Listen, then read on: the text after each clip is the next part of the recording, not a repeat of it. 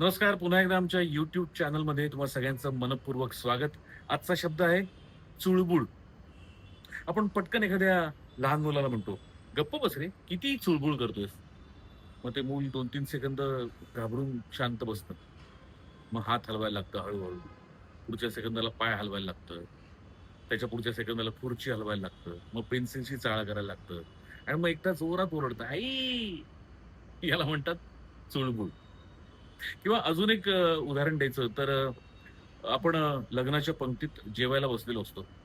जेवण सुरू करणार, तेवढ्यात आपलं लक्ष बाजूच्या माणसाच्या ताटाकडे जातं. त्याच्याकडे जिलबी असते आणि आपल्या ताटात जिलबी नसते. मग आपण जिलबीवाला शोधायला लागतो. तो काही दिसत नाही. आपण पुन्हा जेवण सुरू करायला लागतो. पुन्हा बाजूच्या माणसाकडे लक्ष जातं. तो मिटक्या मारत जिलबी मठ्ठ्यात-बिठ्ठ्यात बुडवून खात असतो. आपण अस्वस्थ होतो. जिलबीवाल्याला शोधायला लागतो. जिलबीवाला लांब कुठेतरी दिसतो. आपण त्याला हातवारे करून सांगतो, "जिलबी, जिलबी." तो म्हणतो, "हां, हां, आणतो." असं म्हणून निघून जातो, गायब होतो. आपण प्रचंड अस्वस्थ होतो. याला म्हणतात चुळबुळ. तर कुठून आला असेल हा शब्द? तर भाषाशास्त्रामध्ये मराठीमध्ये काही शब्द हे ध्वनी आणि हालचाली यांच्या संगमातून तयार झालेले आहेत.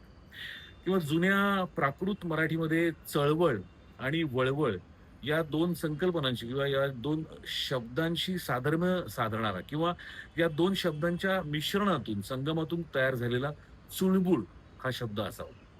पण बघा ना, चित्त थाऱ्यावर नसणे, अस्वस्थ असणे, सतत काहीतरी वळवळ करत राहणे, याला मराठीमध्ये किती चपखल आणि योग्य शब्द सापडलाय, चुळबुळ. कसा वाटला तुम्हाला हा शब्द आणि या शब्दामागचा इतिहास, त्याचा अर्थ? तुमच्या ओळखीत, तुमच्या माहितीत कुणी आहे का असा 24 तास चुळबुळ करणारा? असेल तर त्याला कमेंटमध्ये नक्की टॅग करा. आणि व्हिडिओ आवडला असेल तर लाईक करा, शेअर करा आणि सबस्क्राईब करा. आणि हे सगळं शांतपणे करा. चुळबुळ करू नका. धन्यवाद.